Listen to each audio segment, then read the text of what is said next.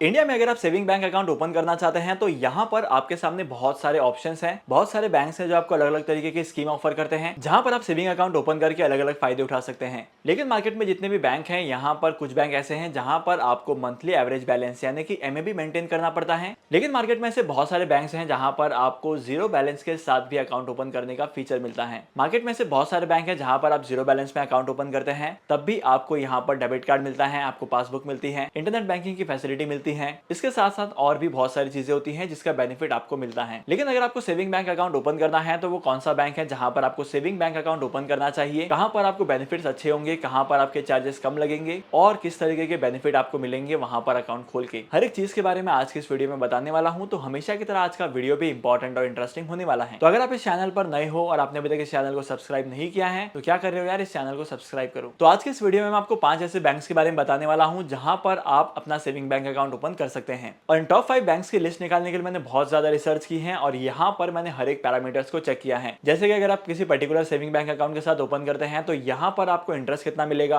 अगर debit card मिलता है तो उसके चार्जेस कितने होंगे और अगर चार्जेस ज्यादा है तो यहाँ पर आपको कौन कौन सी फैसिलिटीज होगी। तो सेविंग बैंक अकाउंट ओपन करने के लिए सबसे पहला बैंक जो आपको मैं रिकमेंड करूंगा वो है HDFC बैंक। HDFC बैंक में अगर आप मुंबई साइड में अकाउंट ओपन करते हैं तो यहाँ पर मिनिमम आपको 10,000 का डिपॉजिट करना पड़ता है और मंथली 10,000 का डिपॉजिट भी आपको रखना पड़ता है। अगर आप HDFC बैंक के साथ अकाउंट ओपन करवाते हैं तो यहाँ पर आपको बहुत सारी फैसिलिटीज मिलती हैं। आपको एक प्रीमियम डेबिट कार्ड मिलता है जिसके चार्जेस 245 रुपीज से लेकर 590 रुपीज के बीच में हो सकते हैं। अगर आप इंटरनेट बैंकिंग का इस्तेमाल कर रहे हैं तो यहाँ पर आप free of cost internet banking का इस्तेमाल भी कर सकते हैं। और HDFC बैंक की इंटरनेट बैंकिंग के साइट पर ऐसे बहुत सारे फीचर्स हैं जो आप इस्तेमाल कर सकते हैं। जैसे कि अगर आपको म्यूचुअल फंड में इन्वेस्टमेंट करना है, अगर आपको इंश्योरेंस के प्रोडक्ट लेने हैं, अगर आपको लोन लेना है, तो हर एक चीज आपको एक ही प्लेटफॉर्म पर करने को मिल जाएगी। अब सेकंड बैंक जिसके साथ आप सेविंग अकाउंट ओपन कर सकते हैं वो है ICICI bank. ICICI bank India के बैंकिंग नेटवर्क का सबसे बड़ा बैंक है, इसके नेटवर्क सबसे ज्यादा है। और अगर मैं ICICI बैंक की बात करूं तो यहाँ पर सेविंग अकाउंट्स के मल्टीपल प्रोडक्ट्स अवेलेबल हैं। आप अपने रिक्वायरमेंट के हिसाब से सेविंग अकाउंट को चूज कर सकते हैं और यहाँ पर अपना अकाउंट ओपन कर सकते हैं। और तो और यहाँ पर HDFC बैंक की तरह बहुत सारी आपको फैसिलिटीज मिलती है। आपके डेबिट कार्ड के चार्जेस जो है वो 590 रुपीज के होते हैं। आपके लिए इंटरनेट बैंकिंग की फैसिलिटी अवेलेबल होती है, डेबिट कार्ड भी आपको फ्री ऑफ कॉस्ट मिलता है। और अगर मिनिमम बैलेंस की बात की जाए तो यहाँ पर बहुत सारे वेरिएंट्स अवेलेबल हैं बैंक के, जहां पर आप मिनिमम 10,000 भी मेंटेन कर सकते हैं और कुछ ऐसे सेविंग अकाउंट है जहां पर आपको मिनिमम 25,000 का बैलेंस मेंटेन करना पड़ेगा।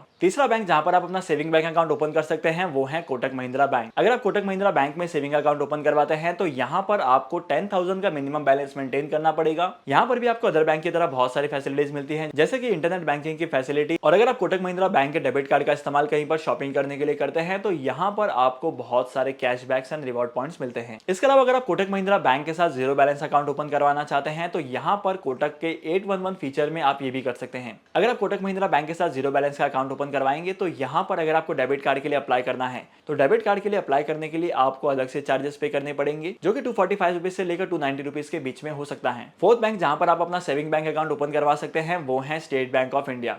अगर आप स्टेट बैंक ऑफ इंडिया में अकाउंट ओपन करवाते हैं तो यहाँ पर आपको मिनिमम 2,000 रुपए बैलेंस मेंटेन करना पड़ता है। लेकिन अगर आप स्टेट बैंक ऑफ इंडिया के साथ अकाउंट ओपन करवाते हैं तो यहाँ पर आपको एक्सीडेंटल इंश्योरेंस आपके अकाउंट ओपनिंग के साथ ही मिलता है। मार्केट में अगर आप किसी और बैंक के साथ सेविंग बैंक का अकाउंट ओपन करते हैं तो यहाँ पर आपको फैसिलिटी नहीं मिलती है। लेकिन अगर आप सेविंग बैंक अकाउंट ओपन करवाते हैं स्टेट बैंक ऑफ इंडिया के साथ में, तब यहाँ पर आपको ये फैसिलिटी मिलती है कि आप एक इंश्योरेंस के साथ भी ले सकते हैं। अगर आपको SBI बैंक की इंश्योरेंस पॉलिसी के बारे में जानना है तो इसके ऊपर मैंने एक डेडिकेटेड वीडियो बनाई है जिसकी लिंक आपको डिस्क्रिप्शन में मिल जाएगी। इसके अलावा अगर SBI बैंक के चार्जेस की बात की जाए तो SBI बैंक के जो चार्जेस हैं वो अदर बैंकिंग के कंपैरिजन में बहुत ही कम है। अगर आप किसी ऐसे बैंक के साथ अकाउंट ओपन करवाना चाहते हैं जहां पर आपको बैलेंस कम मेंटेन करना पड़े और आपको सारी की सारी फैसिलिटी मिले वो भी कम कॉस्ट पर, तो आप स्टेट बैंक ऑफ इंडिया के साथ अकाउंट ओपन करवा सकते हैं। अब हम चलते हैं आज की वीडियो के लास्ट बैंक पर और आज की वीडियो का लास्ट बैंक है एक्सिस बैंक। अगर आप यहाँ पर सेविंग बैंक अकाउंट ओपन करवाना चाहते हैं तो यहाँ पर आपको 2 वेरिएंट मिलते हैं, जहां पर आप 10,000 का डिपॉजिट भी रख सकते हैं और सेकंड ऑप्शन में आप 25,000 का डिपॉजिट भी रख सकते हैं।